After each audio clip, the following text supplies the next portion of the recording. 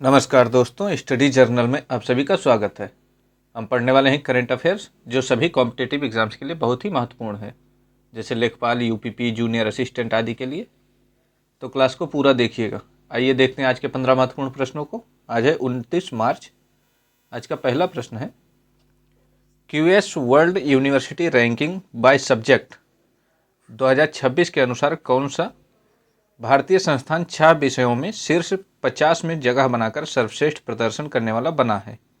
ए IIT Bombay, B IIT Delhi, C IIT Madras या फिर option D IISc Bengaluru. इसका सही जवाब हो जाएगा option B IIT Delhi. IIT Delhi ने 2026 की रैंकिंग में अभूतपूर्व प्रदर्शन किया है। संस्थान ने इंजीनियरिंग और प्रौद्योगिकी के 6 अलग अलग विषयों में दुनिया के शीर्ष 50 संस्थानों में अपनी जगह बनाई है। यह उपलब्धि भारत के उच्च शिक्षा क्षेत्र की वैश्विक पहचान को मजबूती प्रदान करती है। क्यूएस एक ब्रिटिश कंपनी है जो हर साल दुनिया भर के विश्वविद्यालयों की रैंकिंग जारी करता है। अगला प्रश्न है प्रश्न संख्या 2। केंद्रीय मंत्रिमंडल ने संशोधित उड़ान योजना के लिए 2026-27 से 2035 से 36 तक की अवधि के लिए कितने बजट को मंजूरी दी है? ए 15,000 करोड़, बी 22,500 करोड़, सी 28,840 करोड़ या फिर ऑप्शन डी 35,000 करोड़। इसका सही जवाब है ऑप्शन सी 28,840 करोड़। उड़े देश का आम नागरिक यानी कि उड़ान योजना के इस नए चरण का लक्ष्य अगले 10 वर्षों में क्षेत्रीय हवाई संपर्क को और गहरा करना है। इसके तहत छोटे शहरों में नए हवाई अड्डों, हेलीपैड और वाटर एरोड्रोम का विकास किया जाएगा ताकि हवाई यात्रा आम आदमी की पहुंच में रहे। उड़ान योजना 21 अक्टूबर 2016 को नागरिक उड्डयन मंत्रालय द्वारा लॉन्च की गई थी। अगला प्रश्न है प्रश्न संख्या 3। केंद्र सरकार ने राज्य पुलिस और संबद्ध बलों एसडीआरएफ, वन रक्षक आदि में अग्निवीरों के लिए कितने प्रतिशत आरक्षण की सिफारिश की है? ए 10%, बी 15%, सी 20% या फिर ऑप्शन डी 25%। इसका सही जवाब हो जाएगा ऑप्शन सी 20%।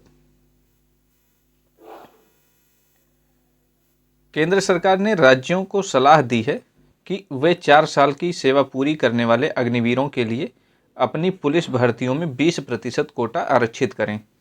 इसके अलावा उन्होंने अधिकतम आयु सीमा में छूट और शारीरिक दक्षता पीईटी कुछ रियायतें देने का भी प्रस्ताव दिया है। अग्निपथ योजना की शुरुआत जून 2022 में भारतीय सशस्त्र बलों में युवाओं की भर्ती के लिए शुरू की गई थी। अगला प्रश्न है प्रश्न संख्या 4। भारत के अद्यतन जलवायु लक्ष्यों के अनुसार 2035 तक स्थापित विद्युत क्षमता का कितना प्रतिशत गैर जीवाश्म स्रोतों से आएगा? ए 40%, बी 50%, सी 60% या फिर ऑप्शन डी 75%। इसका सही जवाब है ऑप्शन सी 60%। भारत ने अपने जलवायु लक्ष्यों को अधिक महत्वाकांक्षी बनाते हुए 2035 तक कुल बिजली क्षमता का 60% हिस्सा सौर, पवन और परमाणु जैसे गैर जीवाश्म ईंधन स्रोतों से प्राप्त करने का लक्ष्य रखा है। यह कदम 2070 तक नेट जीरो कार्बन उत्सर्जन हासिल करने की दिशा में महत्वपूर्ण है। एनडीसी का पूर्ण रूप है नेशनली डिटरमाइंड कंट्रीब्यूशन, जो पेरिस समझौते के तहत देशों की प्रतिबद्धताएं हैं। अगला प्रश्न है प्रश्न संख्या 5।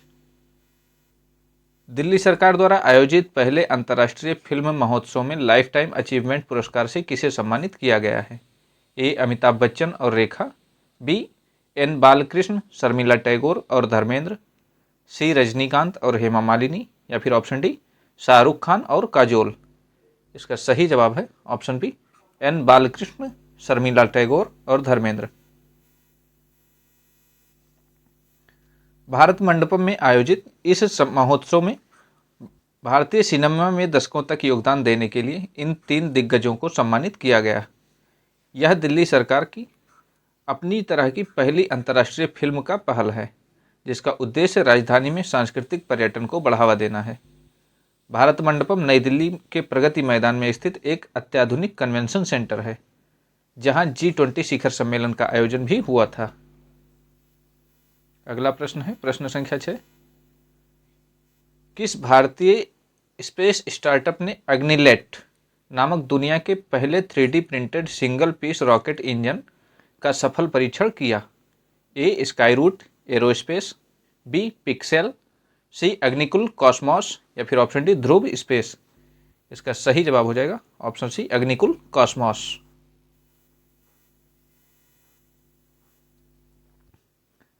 अग्निलेट इंजन की खासियत यह है कि इसे पूरी तरह से 3D प्रिंटिंग तकनीक से बनाया गया है, जिससे इसमें हजारों अलग अलग पुर्जों की ज़रूरत नहीं पड़ती। यह 1 मीटर ऊंचा इंजन है, जिसे भारत की निजी अंतरिक्ष क्षेत्र में एक बड़ी क्रांति माना जा रहा है। अग्निकुल कॉस्मॉस का मुख्यालय चेन्नई में है और इसकी स्थापना IIT मद्रास के इनक्यूबेशन सेंटर में हुई थी। अगला प्रश्न है प्रश्न संख्या 7। किस अंतर्राष्ट्रीय संगठन ने एंटीमैटर यानी कि प्रतिद्रव्य को ले जाने के लिए 1000 किलोग्राम के एंटी प्रोटॉन ट्रैप का सफल परीक्षण किया? ए नासा, बी इसरो, सी सर्न या फिर ऑप्शन डी जॉक्सा। इसका सही जवाब है ऑप्शन सी सर्न।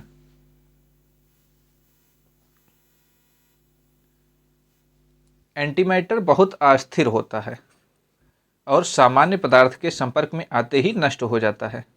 सर्न ने इसे सुरक्षित रूप से एक जगह से दूसरी जगह ले जाने के लिए एक मोबाइल ट्रैप विकसित किया है, जिससे अब प्रयोगशाला के बाहर भी एंटीमैटर पर शोध संभव हो सकेगा।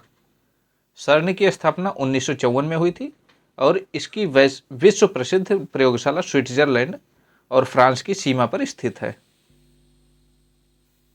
अगला प्रश्न है प्रश्न संख्या 8।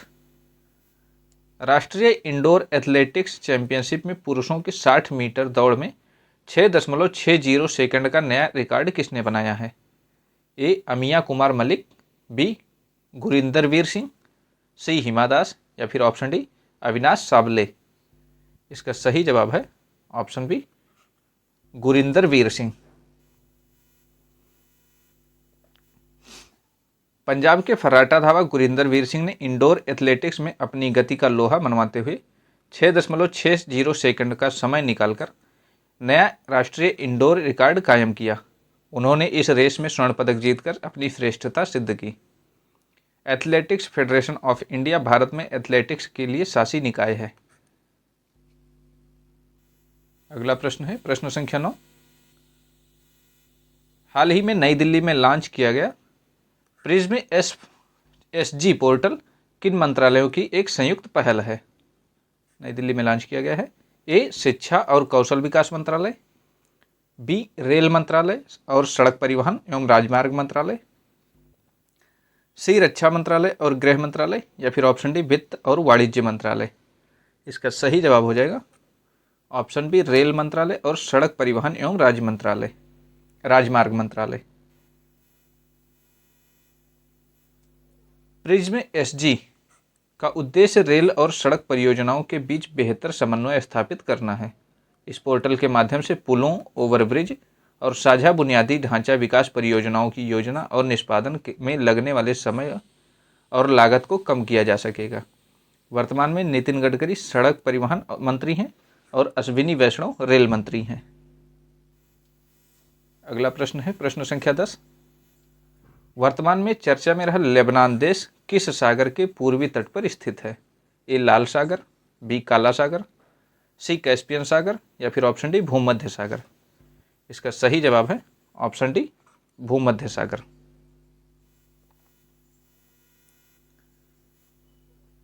लेबनान मध्य पूर्व यानी कि मिडिल ईस्ट का एक छोटा सा देश है, जो अपने सुंदर तटों और सांस्कृतिक विरासत के लिए जाना जाता है। हालिया क्षेत्रीय तनाव और भू राजनीतिक अस्थिरता के कारण यह देश अंतर्राष्ट्रीय मीडिया की सुर्खियों में बना हुआ है। लेबनान की राजधानी है बेरूत और यहाँ की मुद्रा है लेबनानी पाउंड। अगला प्रश्न है प्रश्न संख्या 11। हाल ही में चर्चा में रहा अमराबाद टाइगर रिजर्व किस भारतीय राज्य में स्थित है? ए आंध्र प्रदेश, बी कर्नाटक, सी तेलंगाना या फिर ऑप्शन डी मध्य प्रदेश। इसका सही जवाब हो जाएगा option C Telangana. Amrabad tiger reserve Bharat के सबसे बड़े बाघ अभयारण्यों में से एक है। हाल ही में यहाँ बाघों की संख्या में वृद्धि और वन संरक्षण के उपायों के कारण यह चर्चा में रहा है। यह नल्लामाला पहाड़ियों के क्षेत्र में फैला हुआ है। तेलंगाना का गठन 2 जून 2014 को हुआ था। कासु ब्रह्मानंद रेड्डी यहाँ के एक अन्य प्रसिद्ध राष्ट्रीय उद्यान है। अगला प्रश्न है प्रश्न संख्या 12। प्रथम खेलो इंडिया जनजातीय खेल का आयोजन किस राज्य में किया जा रहा है? ए झारखंड, बी छत्तीसगढ़, सी ओडिशा या फिर ऑप्शन डी मध्य प्रदेश। इसका सही जवाब हो जाएगा ऑप्शन बी छत्तीसगढ़। जनजातीय समुदायों की पारंपरिक खेल प्रतिभा को मंच देने और छत्तीसगढ़ के रायपुर, बस्तर और सरगुजा क्षेत्रों में इन खेलों का आयोजन किया जा रहा है। यह अपनी तरह का पहला आयोजन है जो स्वदेशी खेलों को बढ़ावा देता है। छत्तीसगढ़ को भारत के धान का कटोरा भी कहा जाता है। यहाँ की प्रमुख जनजातियाँ गोंड, बैगा और मारिया शामिल हैं। अगला प्रश्न है प्रश्न संख्या 13। भारतीय वायुसेना की प्रसिद्ध सूर्यकिरण एरोबेटिक टीम अपना वायु प्रदर्शन कहाँ आयोजित करेगी? A Marine Drive Mumbai, B Sukhna झील चंडीगढ़, सी डल झील श्रीनगर या फिर option D India Gate Delhi. इसका सही जवाब है ऑप्शन बी सुखना झील चंडीगढ़।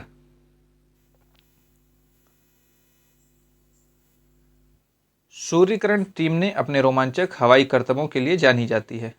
सुखना झील के ऊपर होने वाले इस प्रदर्शन का उद्देश्य युवाओं को वायुसेना के प्रति आकर्षित करना और अपनी परिचालन क्षमता का प्रदर्शन करना है। सूर्यकिरण टीम आमतौर पर 9 विमान शामिल होते हैं और यह हॉक MK-132 विमानों का उपयोग करती है। अगला प्रश्न है प्रश्न संख्या 14। पेंशन क्षेत्र में बहुभाषी डिजिटल क्षमता बढ़ाने के लिए डिजिटल इंडिया भाषिनी ने किसके साथ समझौता किया है? ए LIC, बी RBI, सी PFRDA या फिर ऑप्शन डी सेबी। इसका सही जवाब है ऑप्शन सी PFRDA।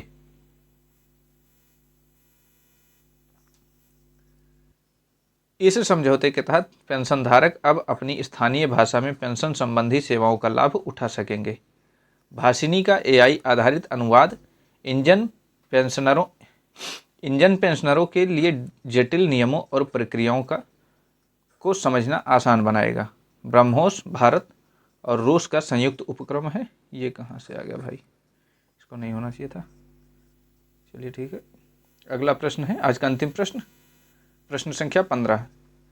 केंद्रीय मंत्रिमंडल ने IVFRT आप्रजन, वीजा, विदेशी पंजीकरण और ट्रैकिंग योजना को कब तक जारी रखने की मंजूरी दी है? ए 2026 से 2031, बी 2026 से 2030, सी 2026 से 2028 या फिर ऑप्शन डी 2030 से 2035। इसका सही जवाब हो जाएगा ऑप्शन ए 2026 से 2031 तक।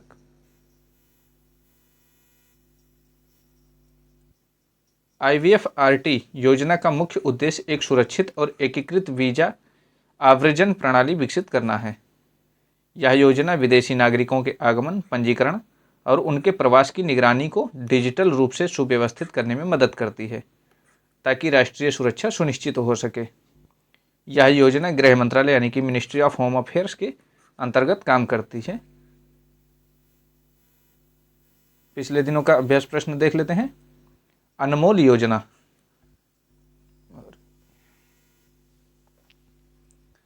अनमोल योजना जो नवजात शिशुओं के मुफ्त आनुवंशिक परीक्षण से संबंधित है, यह किस राज्य या यूनियन टेरिटरी ने शुरू की है? तो इसका सही जवाब है ऑप्शन बी नई दिल्ली। आज का अभ्यास प्रश्न है, हाल ही में किस देश ने दुनिया का सबसे बड़ा कार्बन कैप्चर प्लांट सफलतापूर्वक चालू किया? A Norway, B Iceland, C America या फिर ऑप्शन डी संयुक्त अरब अमीरात। इसका जवाब आप लोग कमेंट सेक्शन में दीजिएगा। आज के लिए बस इतना ही। क्लास पसंद आए तो चैनल को लाइक, शेयर और सब्सक्राइब जरूर करें। पढ़ाई करते रहें, स्वस्थ रहें, मस्त रहें। इसी के साथ धन्यवाद। जय हिंद।